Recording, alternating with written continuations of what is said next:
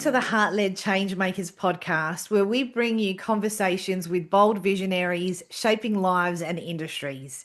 Today's guest is Rick Schnabel, a world-renowned brain untrainer who spent over 23 years helping individuals break free from the mental barriers holding them back.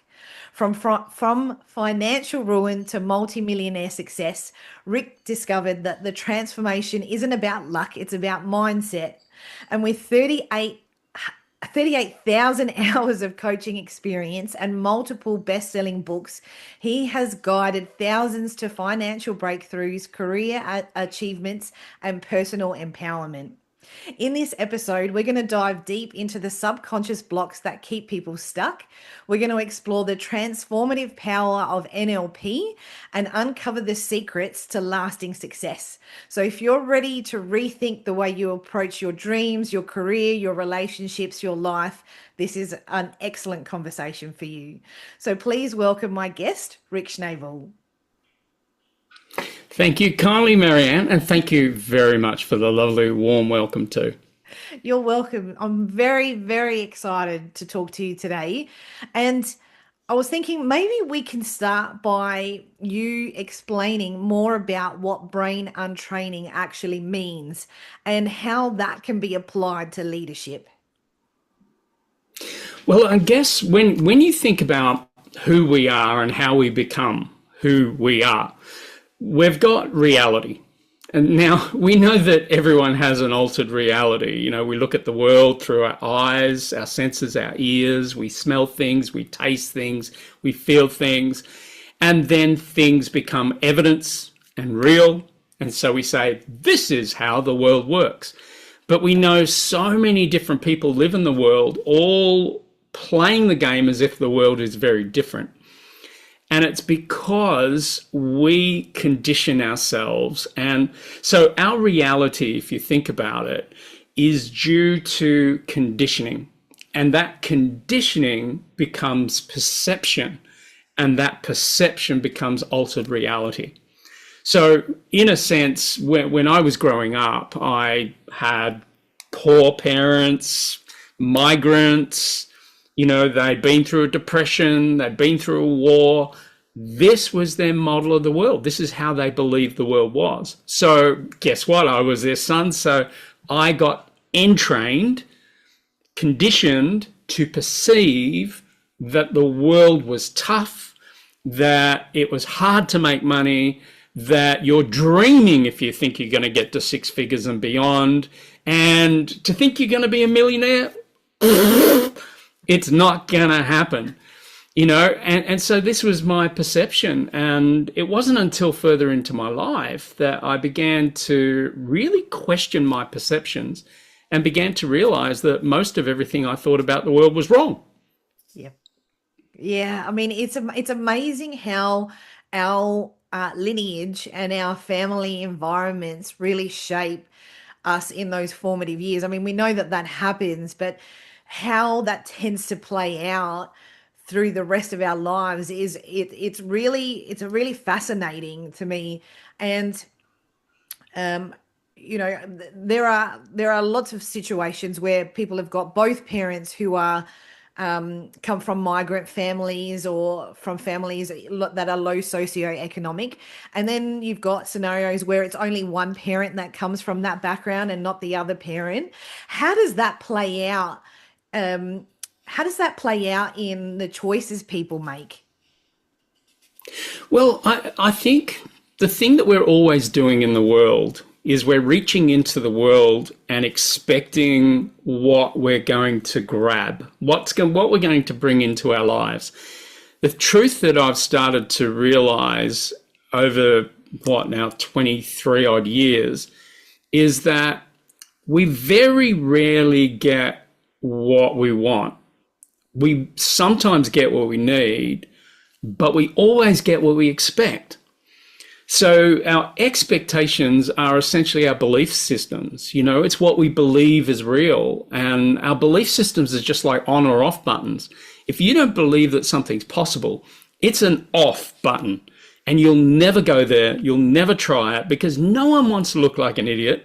No one wants to look like a fool. So what we do is we try to build this perfect life. And social media is creating all these altered realities. And I know because I coach a lot of superstars on social media. And some of them may look like superstars, but I hear their backstory. And of course, I can't share it because it's confidential in a coaching environment. But the thing is, I know that a lot of the way that people are throwing themselves out there into the world and revealing themselves to people isn't exactly what's going on. And, you know, most people do not want to fall down the social hierarchy. So what we do is we present the best part of us, but that creates an incredible disadvantage. It all of a sudden doesn't allow us to be vulnerable. It doesn't allow us to be heart-centered. We become head-centric. We throw our heads into everything we do. And so we end up living a life we should, we must, we have to. And then we find ourselves incredibly miserable and wonder why. You know, because we're not really following our heart. We're following expectations, not only our own, but other people's. So true. It's really interesting, right? Because this week, that conversation around how people are positioning themselves versus what is real has really been ruminating with me. And why that is because I've had very little time on social media, and that break, stepping out to come back in snippets, makes it so much more obvious. I can feel it. I can see it intuitively. One of my intuitive gifts is, seeing. So I can see that it's not a match. And I can see what people are doing in order to make it seem like they're one thing, but in reality, that's actually not the version that you're going to get. Yeah. And I was wondering how I was going to bring this in to a conversation on social media. And this is perfect because I think it's something that it's very easy to fall into. I can't say that I've never been that person. Of course, throughout your life, you want to take on personas because you want to be better than you are, because you think then that your reality and your world is going to be different. But it's the internal parts of you that need to change first, and then the outside starts to match. But when you are,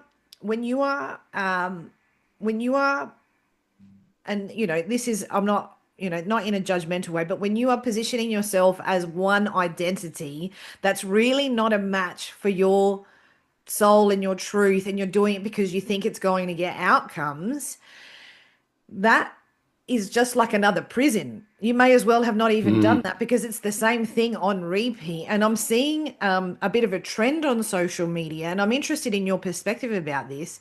I'm seeing a trend where it's like the same structures that are causing chaos in our lives and in our world, it's like it's being repeated, but with a spiritual lens, like this fake spiritual lens.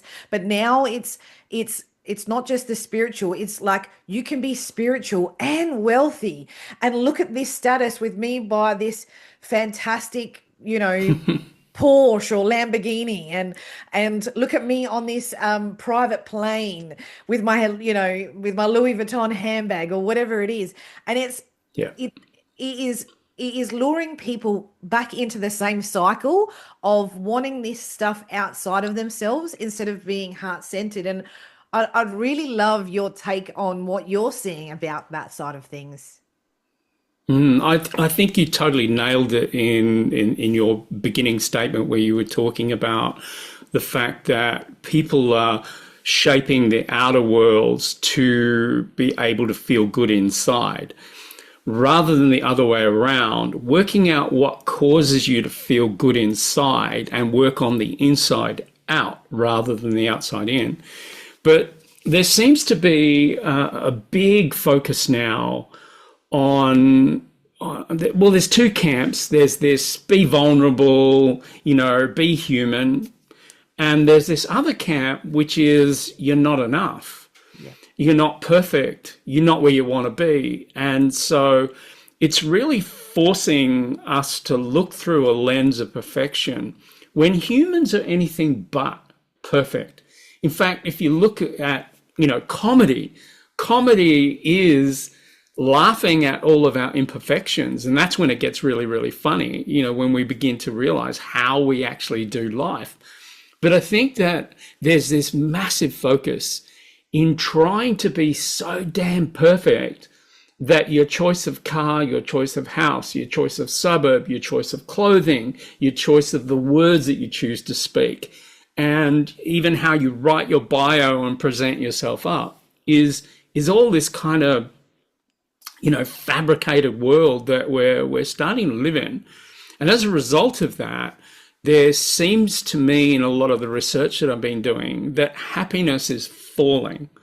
I saw this horrendous statistic that said that 87% of people are not happy in their jobs. That's 80%. But, what we do is we just keep perpetuating this same problem over and over again. And we don't really address, what is the core of that? Why? Why is that? And personally, I believe that it's got a lot to do with us working towards a certain level of achievement. We're conditioned for that in our education. And then we go out of our education into work, and then all of a sudden we've got a model, you've got to be here, and that's what you've got to aim for. And I get that goals are important, but true humanism, what it creates is it creates an incredible amount of fun, joy, simplicity, mistakes, and many of those mistakes we actually learn from, and many of those mistakes we can evolve from.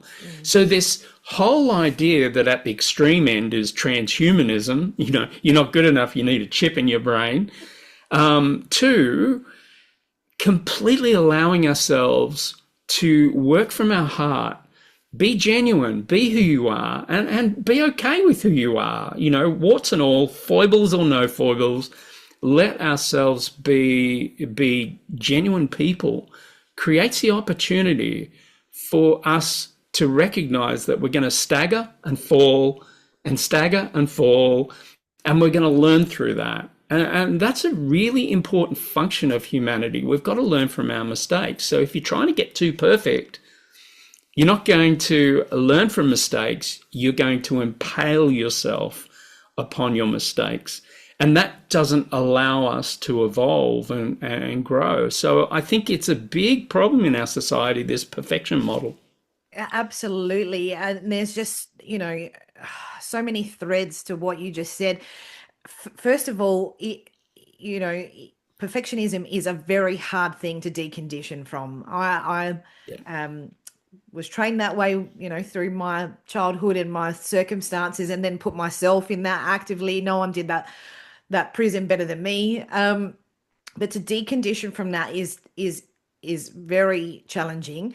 And then when you've got it mimicked at you on social media all of the time, that's even harder to do. But then there's also the extremes where people are showing too much, they're manipulating through emotional situations, and it's like everything is sort of like melting down. That's the vision that I get. The energy of it feels like everything is melting down. So people come back to the center, because it's allowing yourself some grace to show your growth as well. What I've learned is, like, I put videos up on social media as an example, and they're not perfect, but I know that each time I'm getting better and better. And I force myself most of the time to just throw them up there, because I need to use my voice. I want to use my voice, Yeah. but also no one is asking for me to be perfect. And some of that creates a connection when you're not perfect, like you were saying. It creates chemistry between you and your audience. But it is a path that is challenging to navigate. And so I'd really like to sort of dive into how you're seeing CEOs and and leaders and entrepreneurs, how you're seeing them handle that side of things, because at that level, all eyes are on you.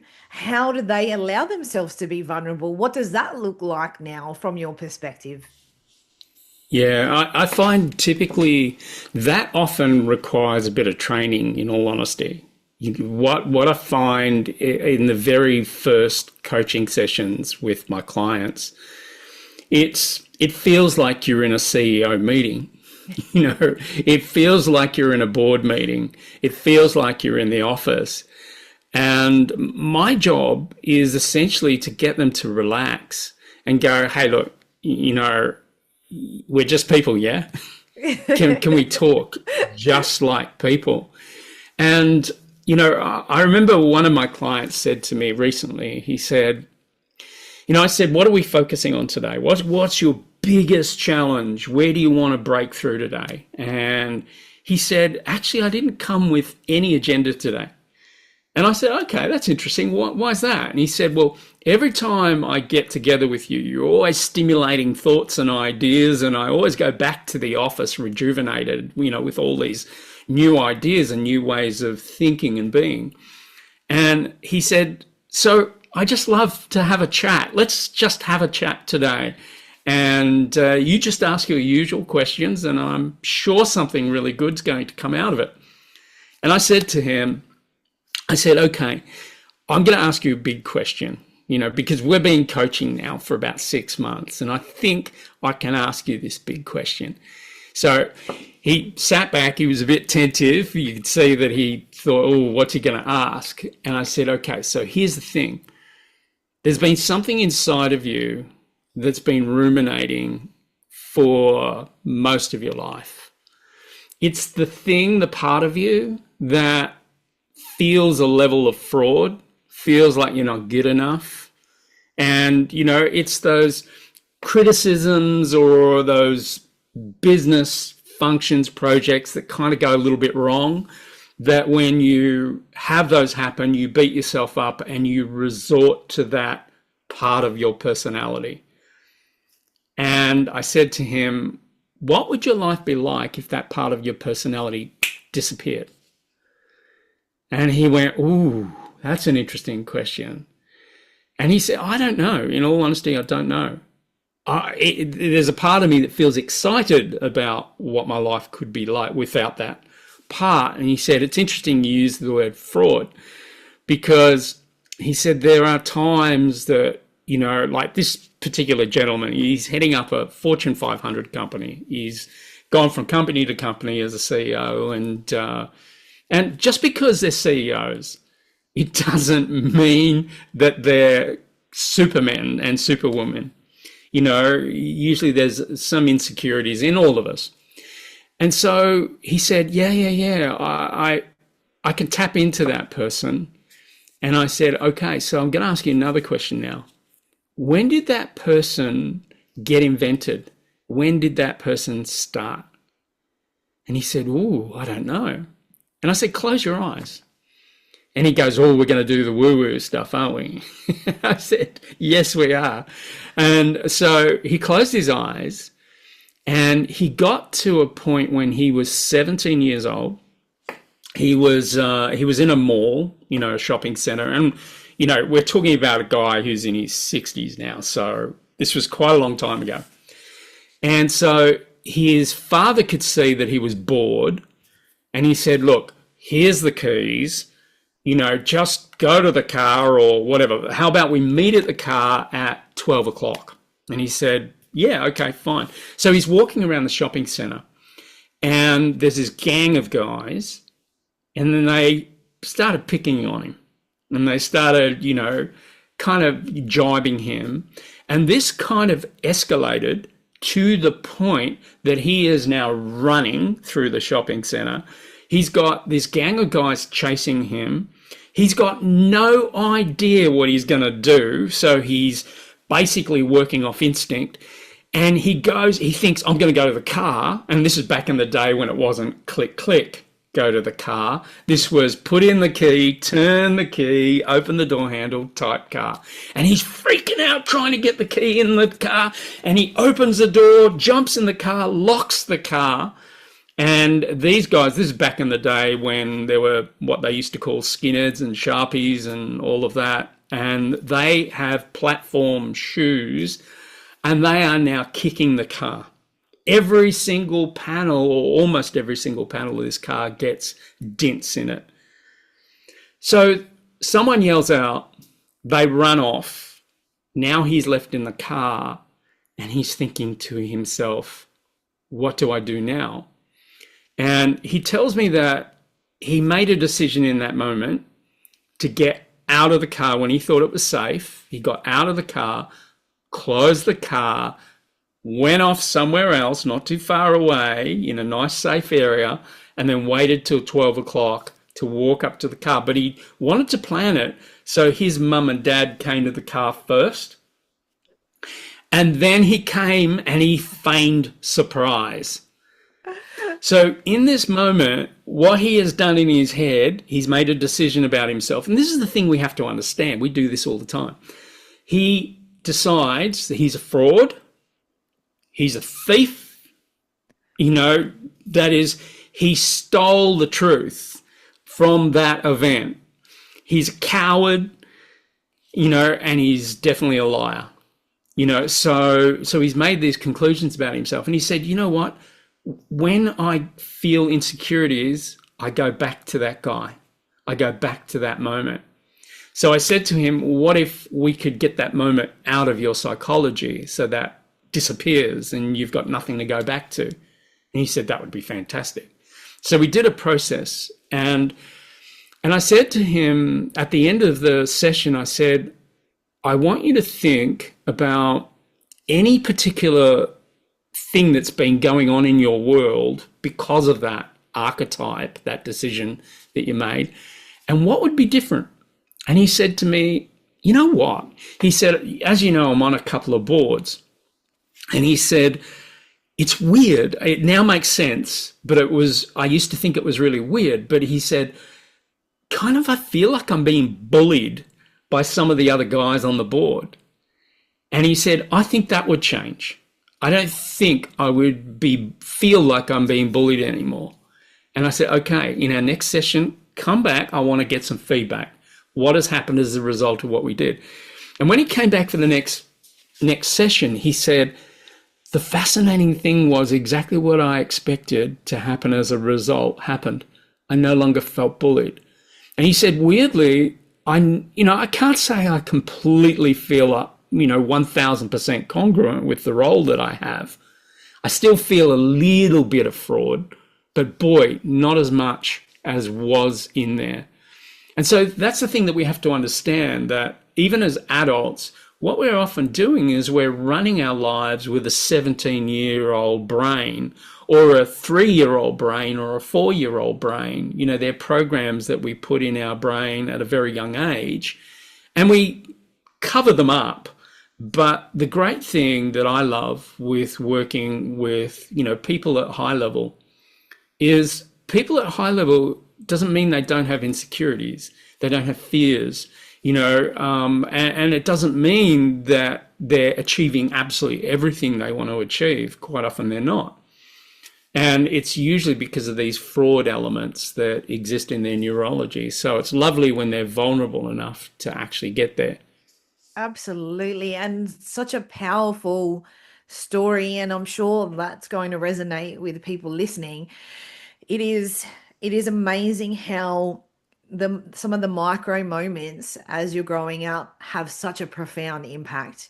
It's not like those things are active and they're not big traumatic situations, which are like big milestones that you can pinpoint when life changed and your perception changed. These are sort of more micro things, and sometimes that's all it takes to set up a program where you do start to feel like you're a fraud, where you do start to feel like I'm not worthy, I'm not deserving, and what I was getting from That story was about the self-punishing, which I see a lot Yeah. with CEOs as well. There's a lot of self-punishment and shame, and that is a big, big piece of baggage to carry when they're not giving themselves any grace or any compassion, and it's like the internal whip, and then they're getting that externally as well. So they're getting that from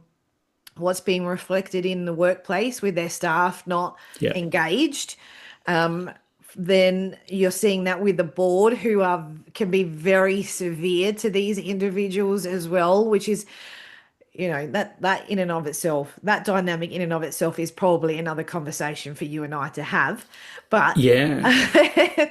um, But I guess if you think about it, sorry to interrupt, but if you get a sense, the reason they self-flagellate is essentially because that's how they were taught growing up. totally, That's what adults did to kids. yeah, And so they learnt that pattern rather than a pattern of, oh, right, you've made a mistake. What would you do instead?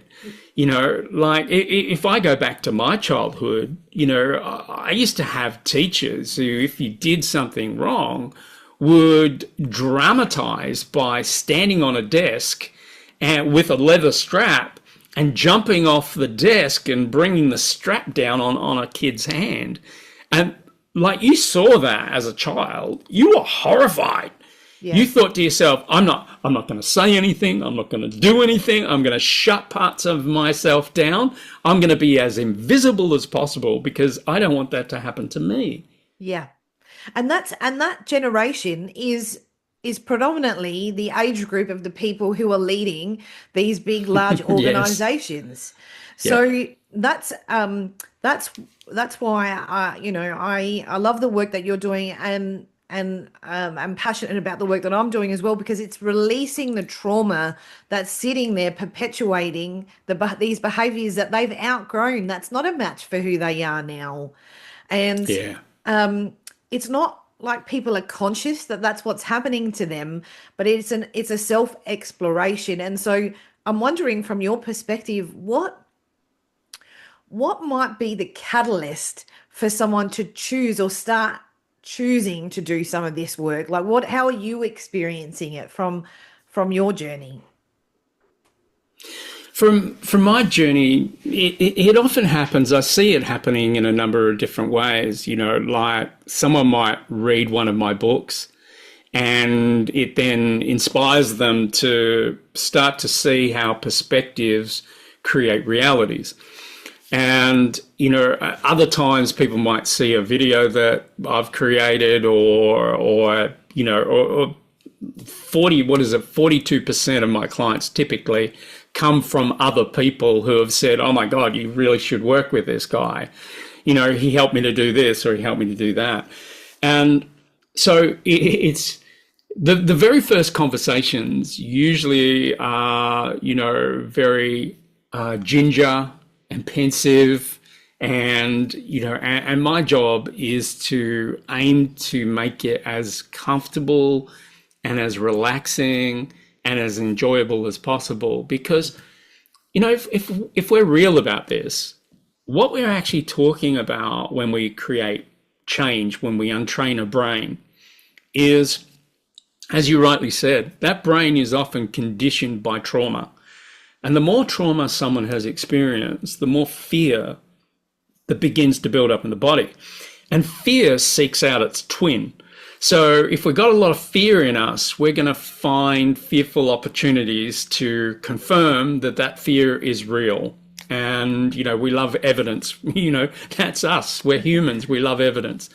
And so the thing is that, you've got to create, in my mind, a very, very safe space so that people can actually, talk and open. Like, I did a dumb thing at one point in my career. I was interviewing this particular guy for some work that he wanted me to do with him. And he's a bit of a rock god. And the dumb thing that I did was I agreed to meet him in the foyer of a hotel. And So we're sitting there, and he says, "Look, I'm keen. How about we start now?" And I said, "Seriously, you literally want to start coaching now?" He said, "Oh yeah, there's a big thing that's going on now." Something that a lot of people don't realize is, they see these people on big stadiums on the stage and they think, "Oh, wow, they got so much confidence, they're amazing." Well, they are among their fans because they show up, their fans, do their bit, they applaud, they wave, they do whatever, the artist asks them to. But when that artist comes out, at the Grammys or the Logies or or whatever is the big thing, the big event, they're among peers. And so what this guy said, he said, like, we've got a big function coming up and I'm freaking out. I'm going to be in front of people like Elton John and, all these sorts of people, and I am nervous as hell.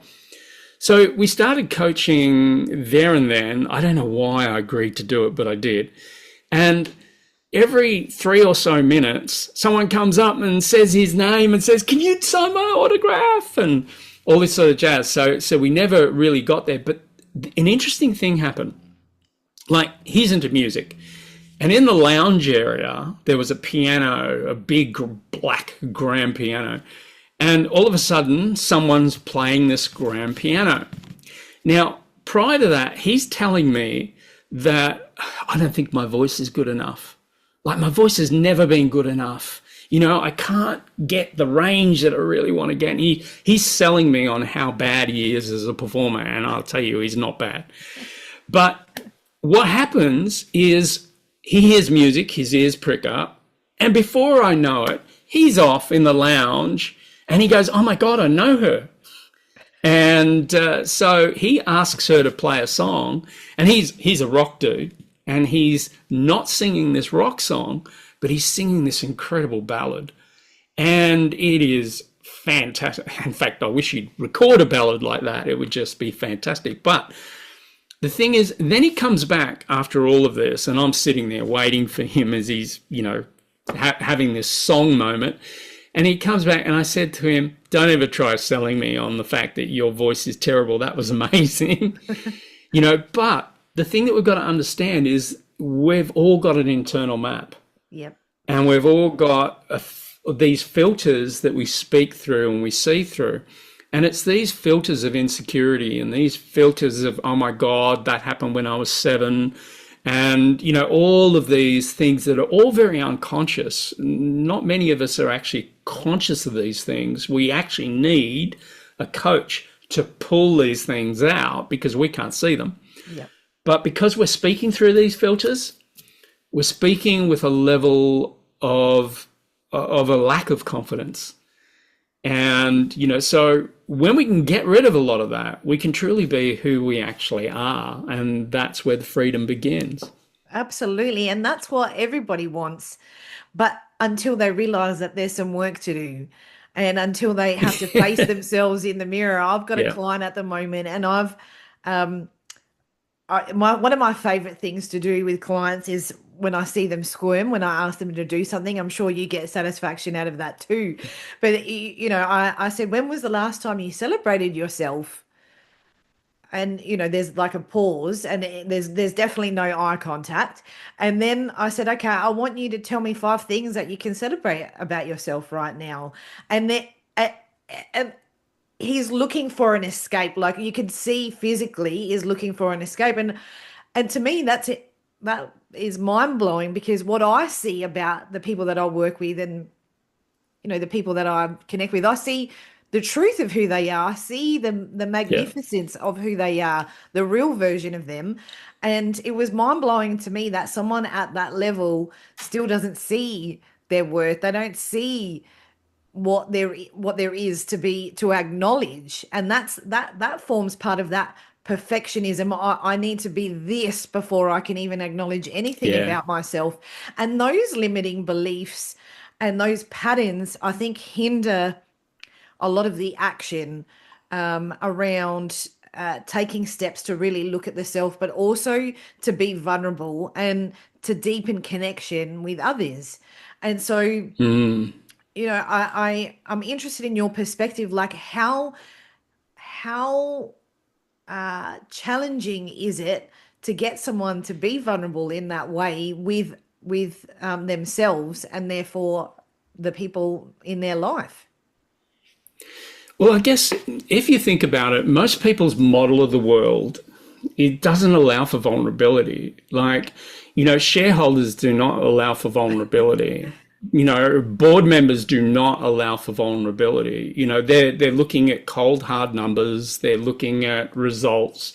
They're looking at percentages, statistical data, and it's very dehumanizing. There's no human really in that particular space. And a lot of people look on in a very judgmental tone and through a very judgmental lens. So vulnerability can be very, very difficult to bring that level out so that you can actually work with someone. And so over the years, I guess I've learned a lot of tacts, that you use. I remember one particular guy, he was living in the C-suite jobs for, all his career. And then he had this one period of his life that he actually lost his job. And for 6 months, he was completely out of a job and his self-esteem just plummeted. And I can remember the guy who referred him to me was a guy who had anxiety. And he said, how long is it going to take to get rid of this anxiety? And I said, well, as quickly as I can get you to change your brain. And he said, could we do it in one session? And I said, very rare, but possible. And I remember he had about 12 sessions or something. And he said, well, what if we fix it in the first session? I said, that's okay. Then we've got 11 other sessions to work on 11 other problems. And so as it turned out, we got rid of it in the first session. And so he went, wow. It's like, he said, it feels like I've got a metal plate in my head and the anxiety program just can't get through anymore. And so he said to this other guy, work with Rick. He'll help you to get back in the job space. And I remember, this guy had the same expectation. It was just going to be one session and I'll be back in the job. And I said to him, look, sometimes it's not as quick as that. Sometimes it could take a bit of time. So we actually got to about, I think it was 5, maybe even 6 sessions. And he still didn't have a job. And then I tried a tact with him. And what I initially did is I pissed him off. I got him really angry. And all of a sudden he's really angry, red in the face. And I said, stop right there. And he went, what? And I said, hold it. And I said, the guy I was talking to before, he's never going to get a job. But this guy that's just showed up now, this guy is a winner. But you had to get pissed off to win. And I said, when are you going to draw that line in the sand? When are you going to say, I can do it? I am valuable. I've got incredible pedigree. I've done incredible things, and go out and claim that job. Within 2 weeks, he had his job. Because it's sometimes it's not what we think. It's sometimes not even what we feel. It's our state. It is our emotional state and the state that we can build in the archetype that sits over the top of that state. Like when we see ourselves hugely successful and when we feel in our bodies that we're hugely successful, then you've got this incredible congruence and anything can happen with that. So vulnerability is what you got to go through to get that solidity. And so when you're coaching and your clients are saying, look, I trust you, help me, just take me where I need to go in order to get what I really want from life. And, that vulnerability piece is so, so important. Oh, it absolutely is. And it has a significant impact on their strategic thinking. It has a significant impact on their decision-making process. And it is, it has a chain reaction across the board in all areas of their life. But it is amazing how anchoring back into the fire, which is when he got angry in that example, Yeah. getting that fire back is and that passion back is what moves the wheel, and it is a very good sign. The anger is a very good sign. I've got a kinesiology background, and so when I was training, I learned that when you hit anger, you're closer to joy than you've ever been.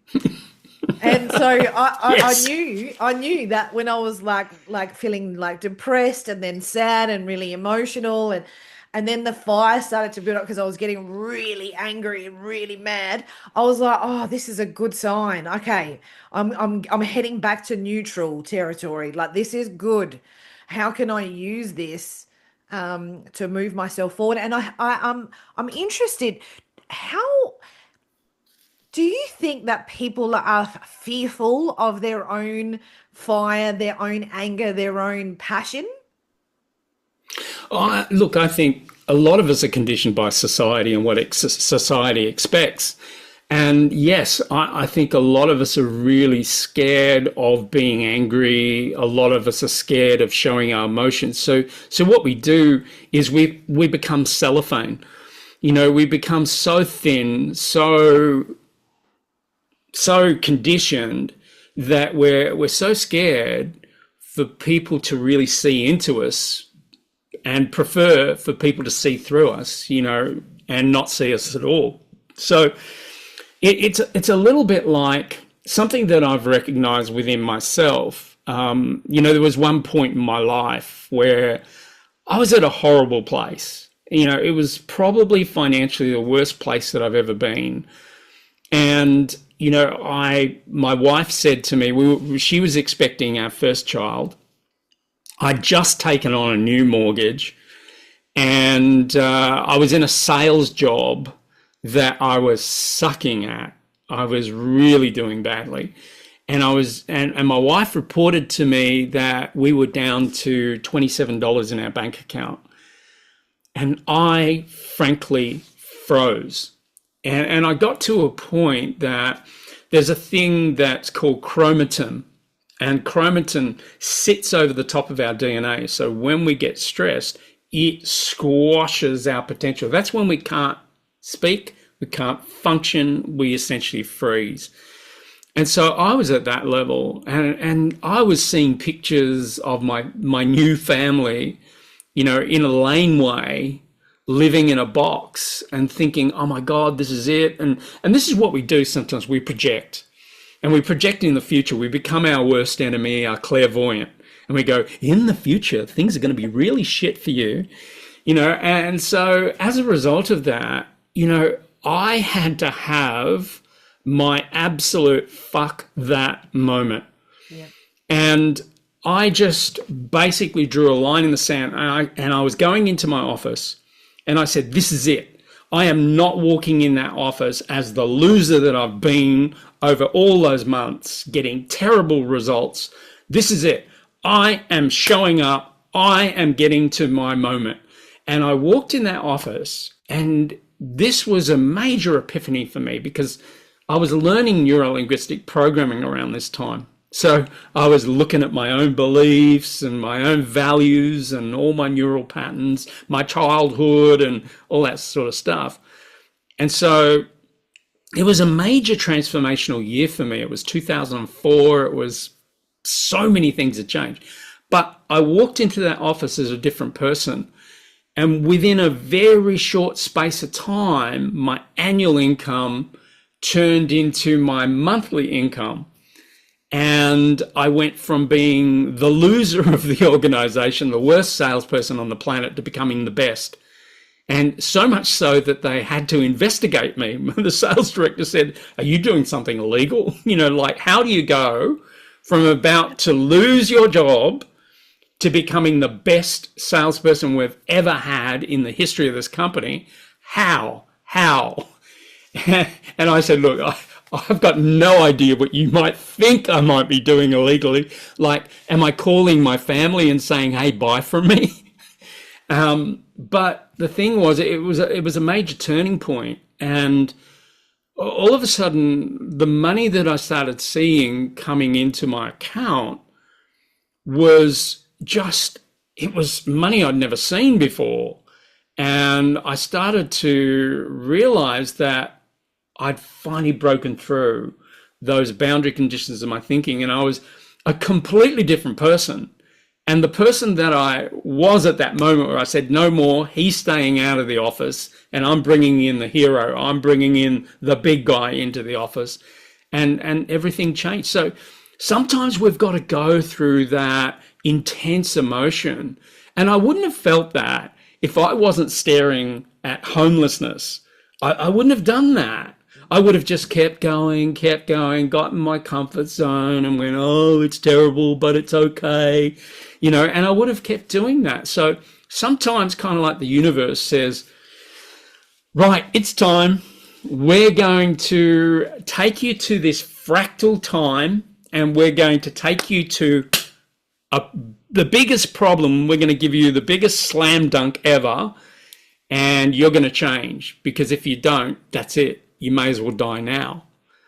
And so that was huge. And so I think emotions create motion. They really do. And when we feel something, and I can't help it, I really care about a lot of things. I can't be ambivalent. I can't be lackluster. I can't be like everybody else. I don't want to be that guy that says, oh, it's okay, it's fine. I can't, it's not in me. So emotion is really, really critical. And that what it sounds like is that was the real part of your identity, like activating.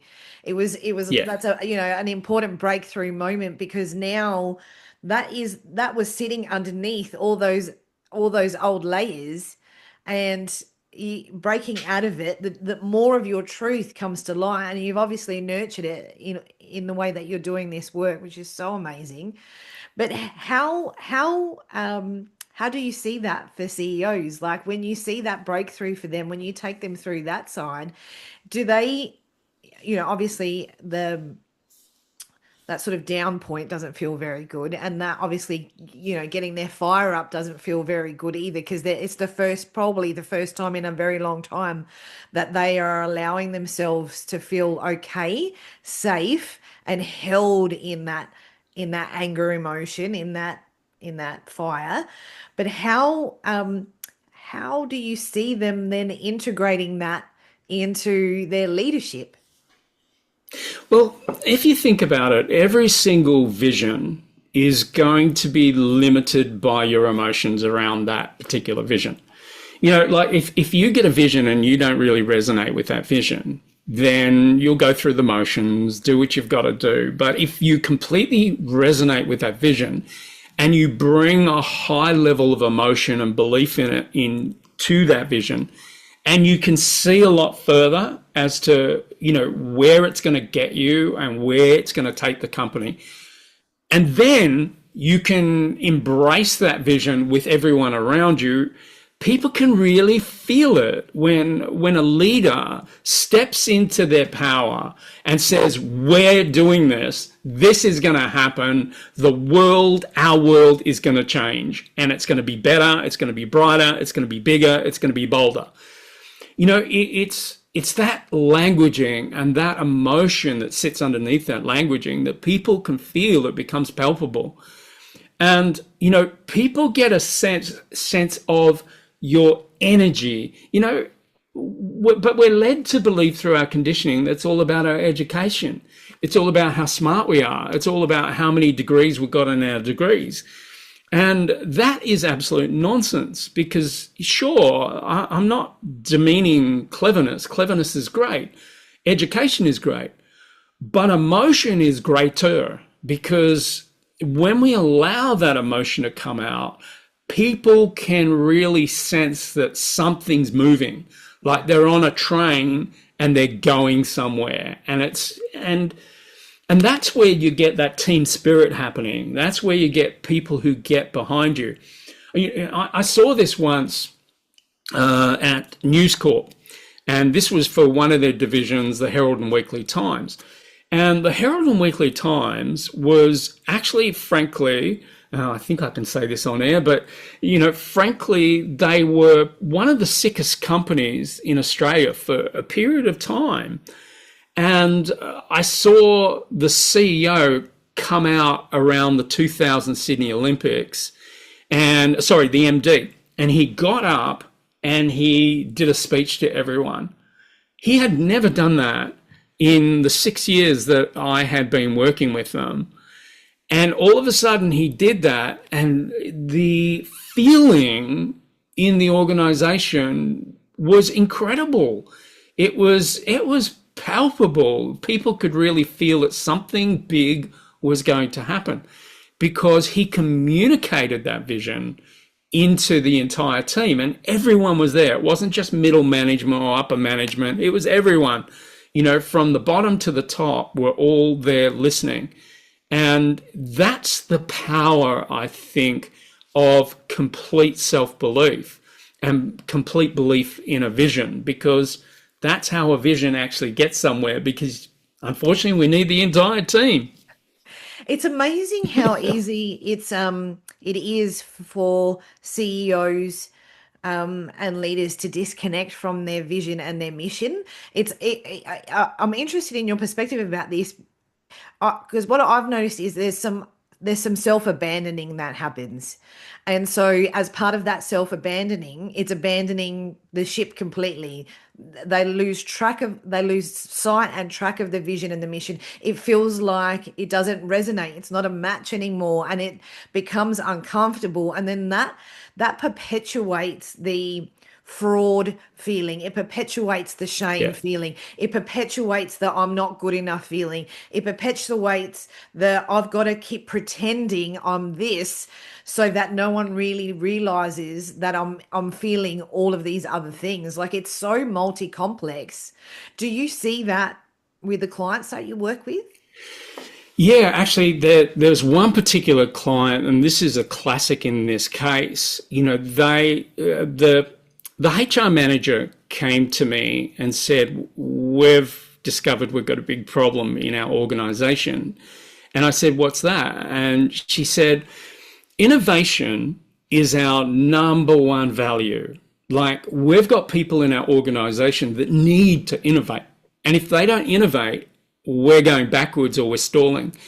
And she said, we measured innovation in our organization and it came out at 7% out of 100.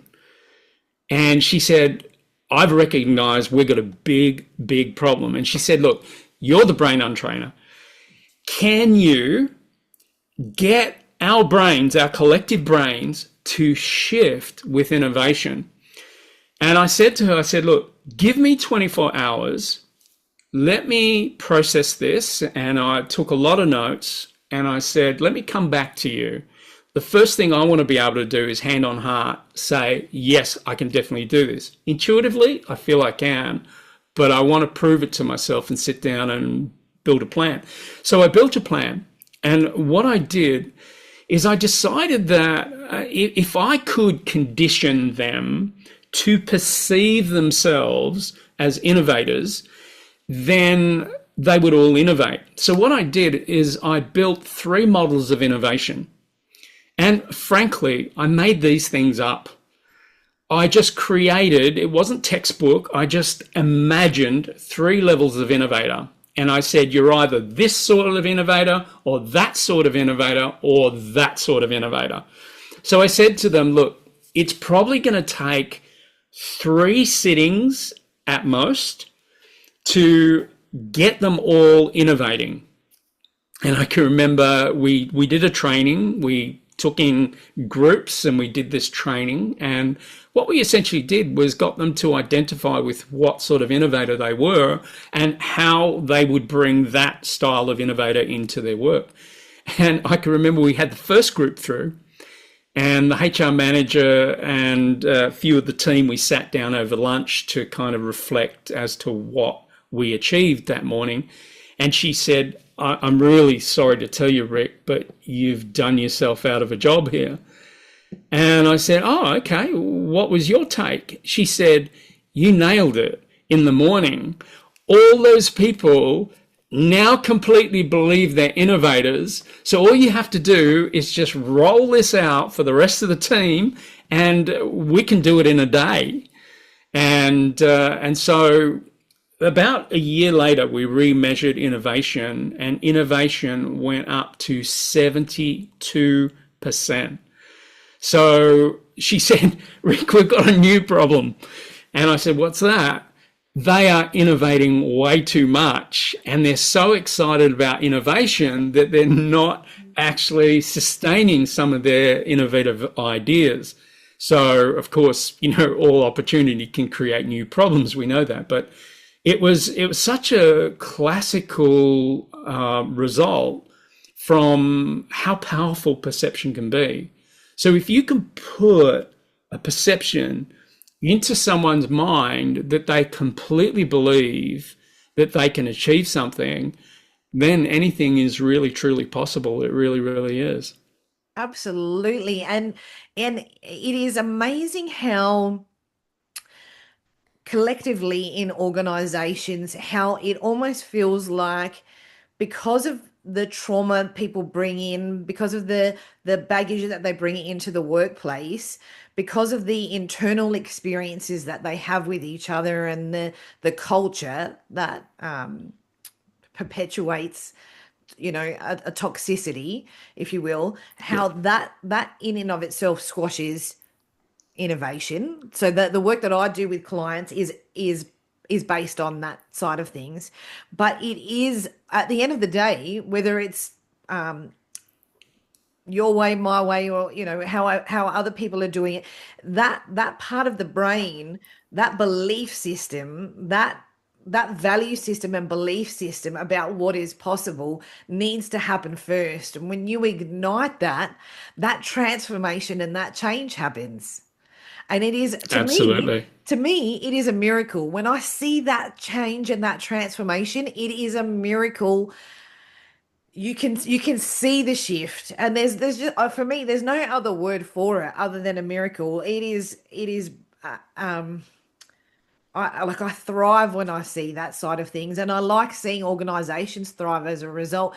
But I think more often than not, this is the norm that's happening in organizations. Do you see for a lot of the organizations that you work with, the cultures fit, that like there's opportunity for more innovation in those organizations, but it's being squashed because of these limiting beliefs?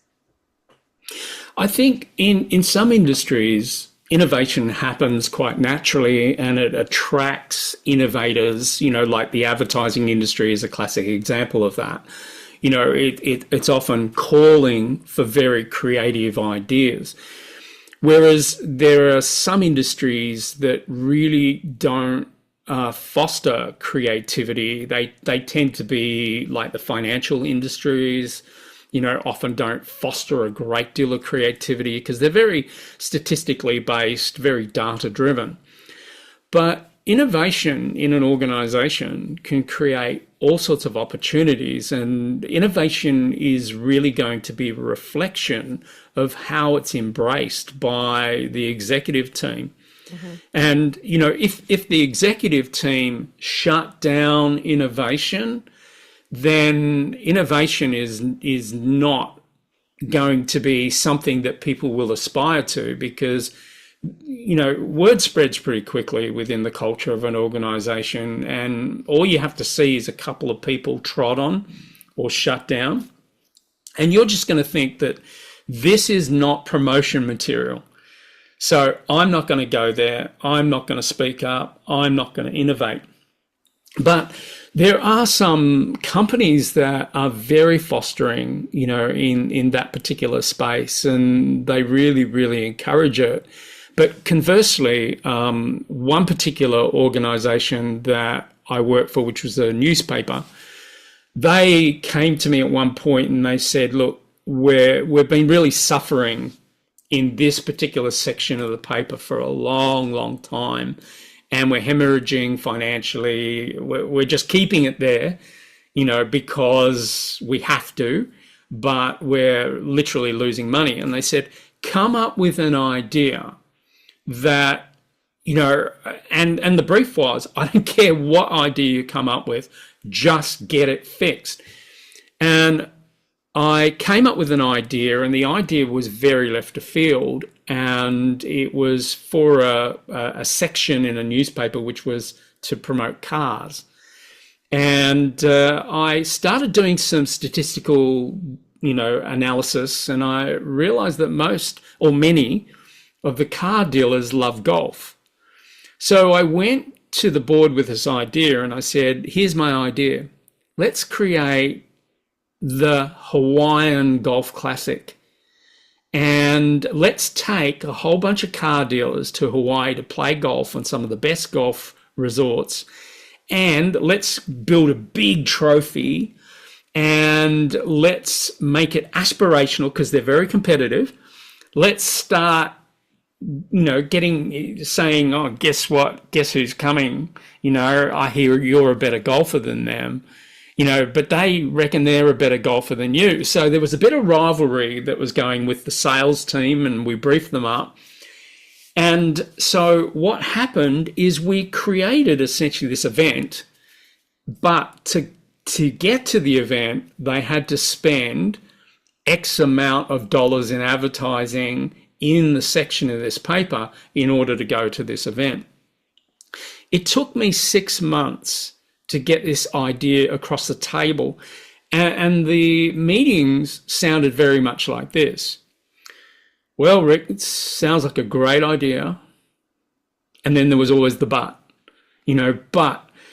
how much do you think this is going to cost? And I worked out the budgets for it, and it looked like it was going to be around $350,000, but there were millions on the table. And in the finish, I kept going to these meetings, and they kept asking me to represent. And I said, look, I can represent this in a million different ways. I could bring in a Hollywood sideshow to present this for you, but the data is going to be the same. And I said, look, either sack me or tell me that this isn't going to go ahead, or it is, but, make a decision. Yeah. And then finally they did. And what this ended up doing was it completely blitzed our projections. It cost us what we thought it was going to cost, but we made $3 million in a very short space of time. And the next job that I had to do was go around to all these other newspapers in the group and show them how to do this deal. And it made such a big difference. And all of a sudden, a section which was about 8 pages of newsprint, which is not great, went up to 35 pages, and year on year, it just kept doing the same thing. So innovation creates incredible opportunity, but you've got to have the courage to be able to say yes, even though it might be a little bit scary or a little bit new. But this is the psychology that we're working against. The human condition is we're going to default to do the same thing every day. We'll brush our teeth the same way, get out of bed the same way. We will shower the same way. We'll go to work the same way. And we love routine and pattern. But what we've got to do to create innovation is we've got to be okay to break that pattern. And if I can give you a little story of my own, I recognize within myself I was no different. I'm a human too. And I realized that I had built so much fear in my body through my upbringing. And I decided that I was going to change my brain and get okay with innovation, get okay with doing things differently. And so I did it small at first. I used to be one of those guys that go into a restaurant and I would look at every single item on the menu. Remember, I had a poverty pattern. So I'd look at every item on the menu. Then I'd look at the price. I'd look for the best deal, and I'd go through the menu twice. So I'd go through every single item in the menu. So you could imagine what a pain in the butt I would have been as a guest at lunch or dinner. And imagine what I'd be like in a Chinese restaurant where you got pages and pages and pages of things in the menu. So what I did is I decided that I was going to look at the menu, go through, make a decision, close the menu and say, right, I'm ordering number 32, and that was it. Now, that created a lot of stress in my bit you go through it anyway. You go, I'll accept that it's going to be a little bit tetchy, there's going to be a bit of stress. Let yourself go through it. And before I knew it, I'd trained my brain to make decisions much, much faster. And I have this saying now with all my clients. I go, look, let's start with some ideas. I'm going to give you my worst ideas first. So let's start with my worst ideas, which actually what that does, just that frame gives you permission to put crap, on paper. And the thing that I've noted is that when you put your first idea down, your brain is going to want to improve upon that idea. So you'll put your first idea down and go, wait a minute, I can do better than that. And then another idea, another idea, another idea, another idea. And that's how you build it. So, sometimes untraining your brain is really simple. Yes, sometimes it is simple and sometimes no. But what I love about what you've shared is how relevant that is to entrepreneurs, not just CEOs and business leaders, but entrepreneurs as well, because often change makers are doing things left of center. They're doing things differently. And to train your brain to get okay with doing things differently is a big piece of the puzzle. It's probably the thing that you grapple with the most because you're not following anyone else. You're running to the beat of your own drum, and it is terrifying at the beginning and sometimes all the way through. But it is, you just have to. But that work that you do internally to coach yourself through requires, and this comes back to the beginning part of our conversation, it requires the death of perfectionism. It requires the death of being like putting yourself in an identity that isn't really a match with what you're doing. It means letting all of these different components of the self, the not self, fall away. And it applies everywhere. And I love that you shared that it isn't just with the clients that you work with. You had to hold yourself accountable to that as well. And that is so true because we're all part of this world. We all share the same themes. We all share the same feelings, thought patterns. We all have very similar issues because we're part of a collective that, we're humans. Yeah, we're humans. So we're living a human life and we're experiencing collective things that impact us the same way. So I can see how that plays out. And I love that you shared about how important it is to challenge yourself through those thoughts, and that you can, being honest with yourself around what really is part of my identity and what really is true for me versus what is actually not a match, and how are these old components still playing out in my life now that I just don't fit anymore, that I've outgrown, that doesn't make sense. It's also one of those things that, sometimes, I might sound clever with some of these ideas and strategies, but the truth of the matter is I've worked with a lot of coaches who have coached me. I've worked with a lot of mentors that were far clever than me. And, they gave me ideas. One of my mentors said, you got to stand on the shoulders of giants. And I remember he said to me, look, most people run away from problems. You know, most people don't like problems and they'll avoid problems. But if you can be the guy that loves problems, oh my God, you will have so many people beating a path to your door because anyone who loves solving problems is going to get damn good at it. And, you know, who are you going to go to whenever you got a problem? You're going to go to someone who you know is going to help you to solve those problems. So, you know, while everyone was zigging, I decided to zag. Yeah. Yeah. And I think now it's deeper than that. I don't know how you feel about that, but I think it's deeper than that now, because now it's like, not only will I help you create a solution and facilitate that with you, I'm going to show you how you can activate that within yourself to strengthen and continue on. And that I feel like that's the new way of coaching and leading. Does that resonate with you? Do you feel like you're approaching things that I, way as well? yeah, look, I think that congruence is so, so important, you know, in the space that you're in. If you're completely believing in what you do, then you've got to do it. Whatever you're suggesting to your clients, you've got to be able to go there too. Because, you know, there's something that happens when you read a book. And, you know, don't get me wrong, I love books, I write books. I think they're fantastic because they can help you change perspective. But there's a very important part that happens after the book, because the book helps you to get new perspective and it urges you to utilize that perspective and do it.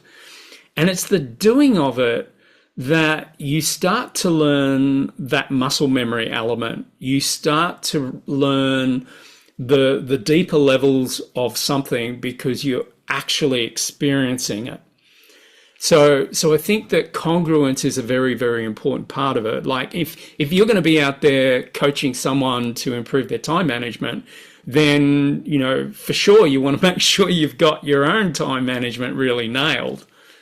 Absolutely, because not only are you going to get triggered to oblivion, all of your own old fraud themes are going to activate, right? Because you're going to be like, I'm pretending, I'm stepping into this persona to take this person through, but I can't actually do that. And it is, I think it's really interesting because there are a hell of a lot of coaches out there. It's like saturated the market, but if you dig a little bit deeper, you can start to see who are really walking the talk and who are doing things slowly, methodically, daily. You know, they're holding themselves accountable, and the ones Yeah. who just want the aesthetics of it um rather than the anchoring into what that really means and what that looks like. And I see that I see that in a lot of different areas, but I do see it in this industry. And I feel blessed because of my experience. I feel blessed that I can see the difference, but it is I feel like a lot of people are getting taken for a ride because people aren't being true. And it seems good because there's a lot of hype, there's a lot of, it looks good on the outside, all of this, this beautiful persona. But as soon as you engage, you realize there's actually nothing on offer. And one of my podcast guests actually, she started working with somebody overseas, and immediately after handing over 50,000 realized, oh no, I'm actually going to get nothing back. This is not real. And shit hit the fan, but let's say that. And so then Mm. she's working back to get her money back, because it's how it was being positioned was a lot of hype, no depth. And Yeah. you're a veteran in this area, and so I'm interested in your perspective about that. Like, what are you seeing as a way for CEOs, for leaders, for heart-led change makers, like if they're wanting to engage with and they should engage with a coach, and engage with somebody who can help them break through what might be sitting in the subconscious so that it stops playing out in their real life. What would you suggest as a way of filtering? I think, firstly, now this is on the point of the client. Yeah. I think, firstly, the responsibility that the client has to take is that they're the dreamer of their own dreams. So their first responsibility before they appoint a coach is to get fairly clear on what they want to achieve, so that they can verbalize it, they can write it down. It's very, very clear. And if they can't get there, then they've got to work with a coach to get that out of them. And so that's on the client's part. As far as sorting for a coach, and yeah, I've heard a lot of horror stories too. It's very sad to hear them because, you love your industry and you love what you do. And it's terrible when you hear anything that, basically is a punch in the side of the ribs. And I've heard those stories too. I've had numerous clients who have told me that, oh my God, I spent 50 grand, 60 grand, on trying to achieve this outcome and never even got close. So I don't think they would fall under that knife if they did their due diligence. So one of the things that I would certainly do is look at the testimonials. Any coach that's worth their salt will have an enormous amount of testimonials. And I would even call a couple of those people, get a hold of a couple of those people. And I've had clients who have come to me that have said, I actually called some of your clients. And, I think that's fantastic because that tells you that that person is really serious about, getting someone who's very, very good at what they do and they've done the work. And also referrals are fantastic because if you're getting it from trusted referrals, that can be another great place to go. But, I had one of my mentors tell me off at one particular point. He said, I noticed on your LinkedIn profile, you have yourself down as a life coach. And I said, yes. And he said, don't you also teach coaches? And I said, yes. And I see exactly where he was going. And he was right. And he said, you're putting yourself in the same basket as your graduates, because they're going to get out there and put life coach, or business coach, or executive coach, or whatever they're trained to do. And I really thought, yeah, you're totally right. So I actually had many years ago, I had a gentleman who had multiple sclerosis come to me, and he said, look, I'll preface this by saying, I don't want to put you on the spot here, but something tells me that what you know can help me to actually get rid of MS. And I had never worked with anyone before with multiple sclerosis. And I said to him, look, frankly, I don't know what I would do, but the proposition of helping you with this excites me to no end. And I'd love to work with you. So we started working, and I started working with his belief system. I started working with his decisions that he'd made. And he got to, after about 6 sessions, he got to this point where he said, Rick, he said, you're not a coach. He said, you're not even a trainer. He said, you, my friend, are a brain untrainer. He said, I am now so confused about whether I even have MS or not. My symptoms have dropped enormously. And he said, I feel like I can actually go out and work. So he called me a brain untrainer. And I went back to that conversation. I thought to myself, actually, that's the work that I really love most, is shifting people's perception of themselves.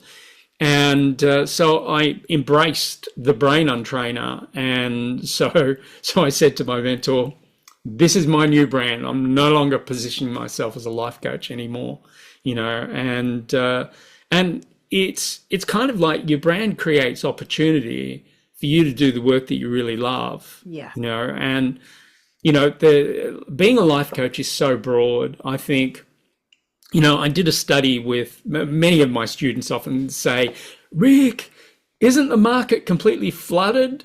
And I said, well, that could be your perception, but let's go into fact. Let's look at data and let's see whether that's true. And I worked it out that at the time, and this was going back about 4 years ago, I worked out that based on the number of accredited coaches, it meant that every single coach would have, I think the number was 350,000 clients. And I mean, last year I accepted 70 clients for the first time in my career. And I'll tell you that managing 70 clients is challenging enough that I could not manage 350,000 clients, unless of course I was group coaching, so there is more than enough clients. So if you're a coach listening here, there's more than enough clients for you. You've just got to get good at positioning yourself. Yes, and also just showing your truth, showing what you're passionate about, what really Yeah. lights you up, and just letting yourself express it in in your way.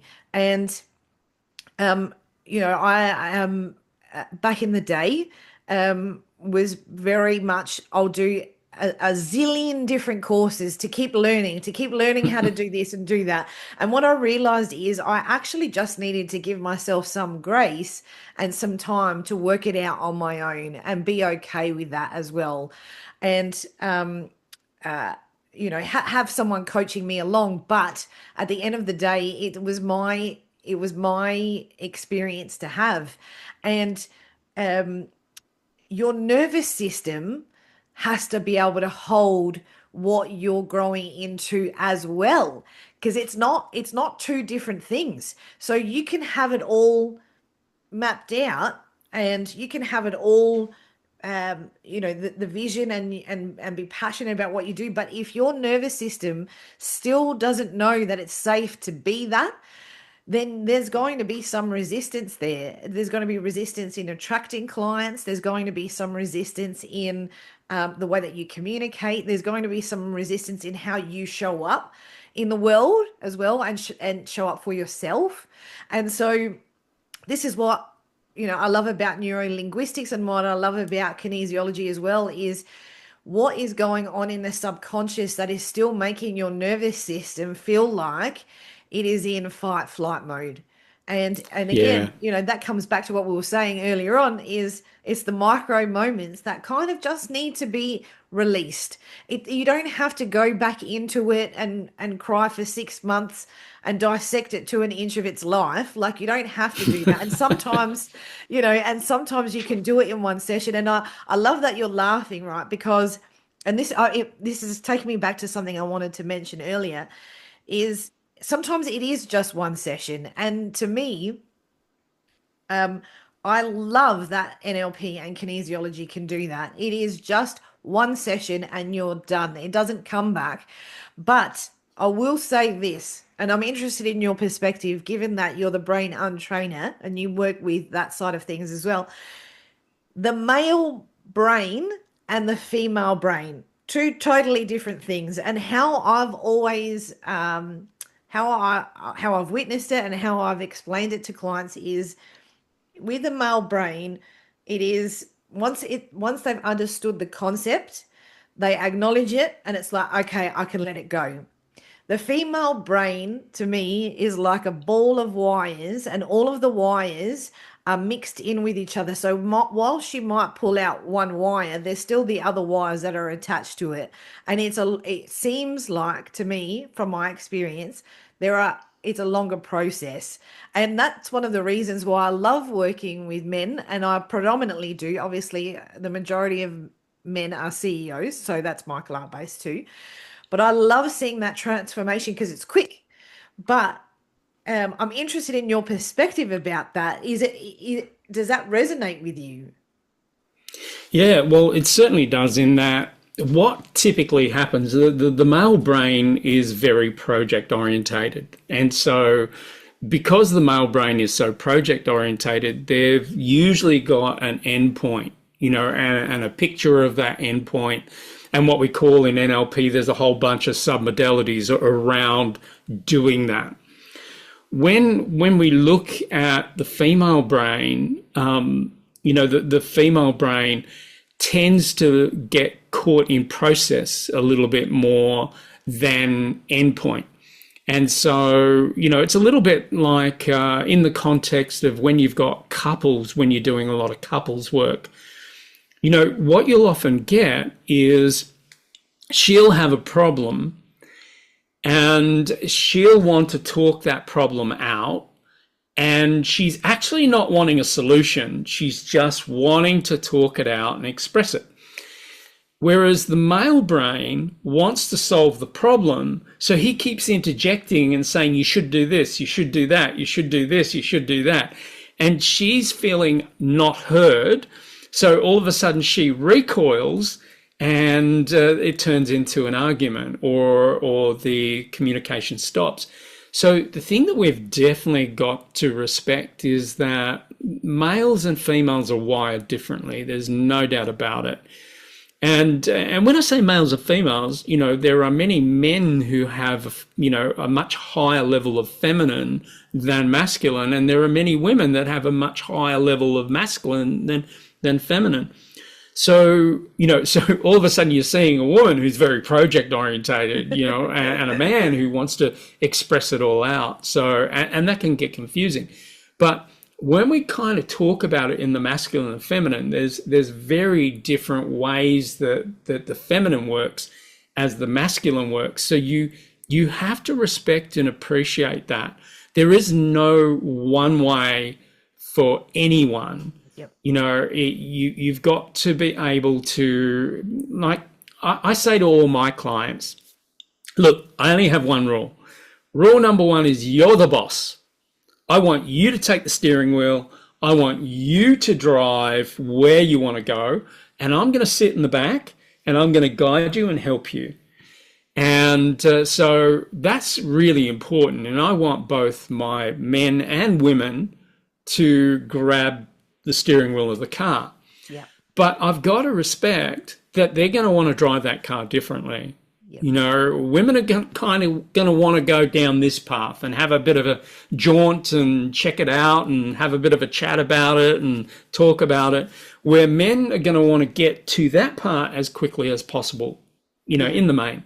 Yeah. So you've got to be very respectful of different people's models of the world. And you've got to help the new model to come in, but be respectful of the old model, and then test the willingness to let go of old identities. Yes. And I think that's the most important part, because our identities hold within it our belief systems, all our memories of what happened in the past and how we felt about them and who said what to whom and why and all of that sort of data. And of course, there's a lot of decisions in there too. I am this, I am not that, I am this, I am not that. And, of course, there's another thing, which is, what we call meta programs, which is our base operating system. Some of us are big picture, some of us, God, don't bore me with the details. And some of us are people orientated, some of us are project orientated, and all of these things you've got to take into account. And I think that's why we do so many courses, because there is a hell of a lot to learn about psychology and the behavior, and then you've got group dynamics and how people change when they're in the group versus when they're on their own. And there's a lot to know. There's a hell of a lot to know. There is, and that's why I love working with CEOs and their organizations because it is a minefield, and I never know what I'm going to get once I start there. And every Yeah. organization is different because the people in there are unique and different as well. But understanding, when you look at how corporations have evolved, we've learnt about disc and our identities and our personality traits and how we lead and how we interact with others, our communication styles. All of that is relevant. It's not let's throw out the bath and the bath water, but it is okay, what else can we resource and use as a way of helping ourselves as leaders and our staff grow and transform along with that so that the vision and the mission is fulfilled and it comes to life. And so I'm wondering from your perspective, like looking ahead, how do you see brain untraining and the likes of kinesiology and NLP, how do you think that's going to continue to influence leadership and culture and organizations moving forward? I think one of the things that we really have to embrace moving forward is we have to respect that change can happen just incredibly quickly, in as quickly as we're able to identify with a new paradigm or a new way of seeing ourselves. And I think that what we have done is, moving forward, we have created too many labels, and this is just my perspective. I feel that the moment someone gets a label, and when I first started coaching, I specialized in helping people to get and grow their wealth. So they had to tear off that poverty label that they gave themselves. I'm the poor kid, or I'm the dumb kid. But now we've got labels like ADD, we've got autistic, we've got all of these, labels, even new gender labels and so forth. And people are getting very confused. Now, confusion is the first part of conditioning. So when someone's confused, the first thing, we hate confusion. So the first thing we're going to do is we're going to grapple for a label. And so when we get a label, it immediately gives us permission. Now, please, if you're listening to this and you've been labeled with autism or, ADHD or ADD or whatever it is, understand that, yeah, sure, you've been given this condition. But the human brain is so plastic and so elastic that it can shift quite quickly. But the problem is that when we adopt and embrace a label, we don't shift. We now expect and anticipate that all our behaviors are going to go down this particular path. Oh, I'm not good with people. Hey, anyone can learn to be good with people. But if you've got a label that says, I'm not good with people, then you will perform as if you're not good with people. That's a belief system, really. So, it's incredible the skills that we can get. I started thinking I was dumb, I wasn't good with people, I was an introvert, and all of these sorts of things, which gave me labels, and I performed as if they are the labels. And I've been up on stages where I've said, who thinks I'm an extrovert by a show of hands? Who thinks I'm an introvert by a show of hands? And the large majority will think I'm an extrovert. And I'll say, nah, you're wrong. I'm an introvert. But if I believe in the label, then I wouldn't be up here on stage. Yep. And, so the thing is, it's phenomenal what we can actually achieve when we're willing to tear off the label. I think moving into the future, we've got far too many labels, and those labels are, pouring out from the psych industry. Yep. And more people are associating with these labels, and it's no surprise that anxiety is rising, depression is rising, all sorts of social disorders are rising. They're not social disorders, in my mind. they're a lack of social skill. Yeah. And anyone can learn skill, anyone can practice skill, and practice of skill can become a whole new behavior. I know I've jumped on a little soapbox there, but No, it's something that I believe in.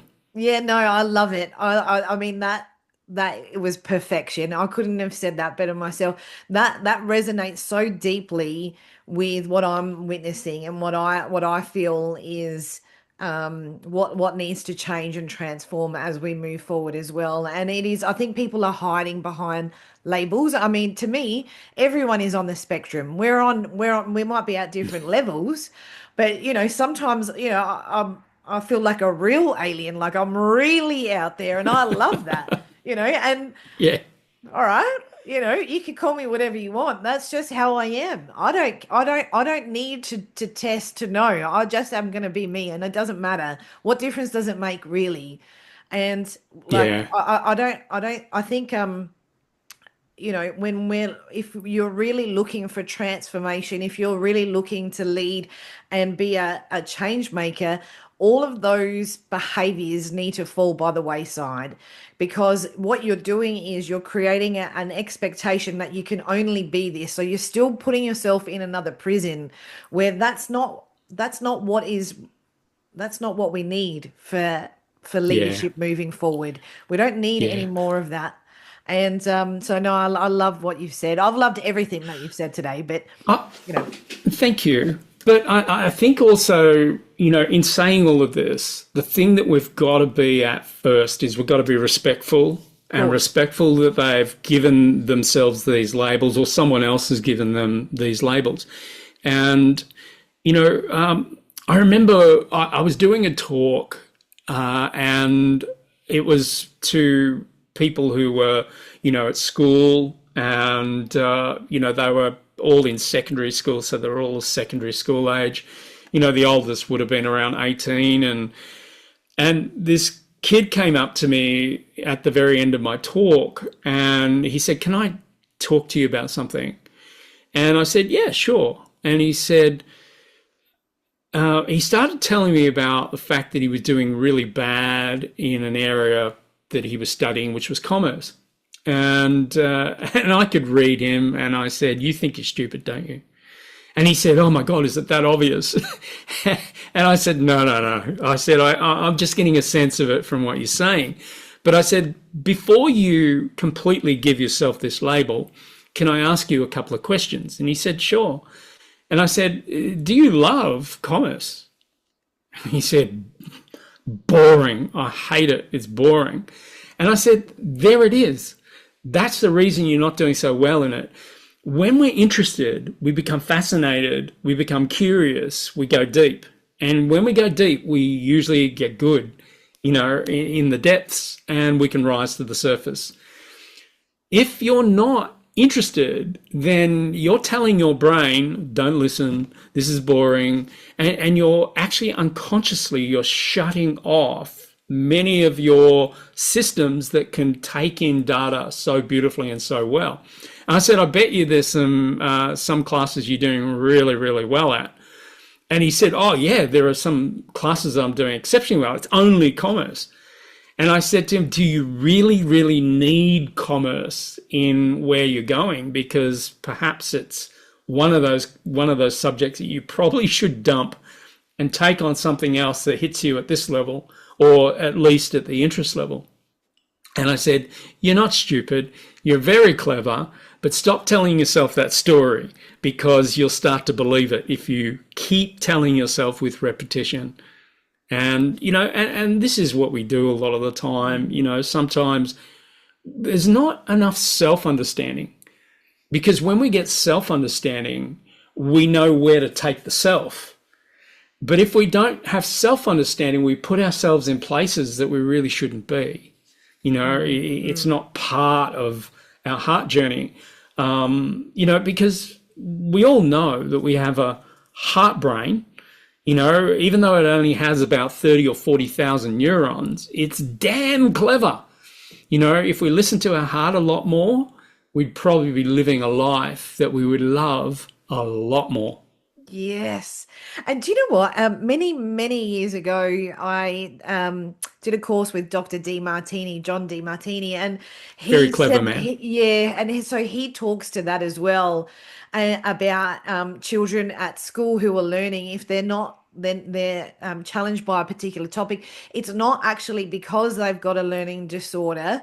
It's actually because they just genuinely aren't interested in that particular topic. And so they're conditioning themselves into a behavior pattern that's not a match. And I'd also want to, reflect that it's not acknowledging where people are at and what they're identifying with and what they've been told, or any of those things. But it is, I don't know about you, but I'm interested in the human. I don't need the labels. I don't need to know about that. I just want to know who you are. And I think as a society, I think some of these labels are to help us connect more, but what's actually happening is it's creating more walls rather than a closeness. Yeah, And those yeah, barriers are painful because people are hiding their pain, their trauma, their emotions, their vulnerability behind these labels. And yeah, hopefully we start to see some transformation and change there. yeah. I mean, with your future question, one very deep concern I have is that many, particularly much younger people, are basically gaining learned helplessness. And they're learning to be helpless in so many different areas. And whereas, I know I'm sort of at the tail end of the baby boomers, I'm more an Xer, but the thing is that, our life was pretty much go out and do it, go out and do it, go out and do it. There was a lot of social stuff that was happening, a lot of activity, a lot of physical activity. We were, just kicking footballs across the road, which nowadays, if you saw kids kicking a football across the road, there'd be some adult saying, you can't do that, you might hit a car, and etc. We hit no cars. Well, maybe the odd one. But the thing is, you've got to create a culture of making mistakes. I'd like to hear more people talking about mistakes are a fundamental necessity to the path to success. The more mistakes you make, the better. Yeah. And I don't think enough people are actually sharing, that particular narrative. Yeah, so true. So true. Rick, our conversation could go on for, I don't think just hours, I think months at this rate. I think we could just banter on for months. And I love that. Probably. But I'd really love for you to share how our listeners can connect with you, how they can find your books. Where can they find all of your information? The best place to find me would be lifebeyondlimits.com.au. So our website's got some free resources on there. If you want to get a sense of possibility, I brought one of these out. This is the book that I wrote years ago called A Richer Way to Think. It can be a good way to kind of go, okay, what's Rick all about?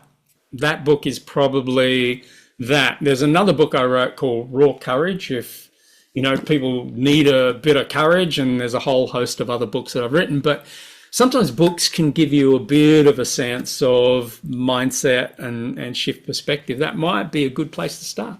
That sounds wonderful. And I know you've got some YouTube clips as well that people can have a flick through too. I'll share all of this information in the bio and in the description so people can connect with you. But it has been an absolute honor and a privilege to have the chance to talk to you today. Thank you so much. Thank you, Marianne. It's been an absolute delight to talk to you, and thank you for our freewheeling and also asking fantastic questions. Thank you. You're so welcome. Thanks again, Rick.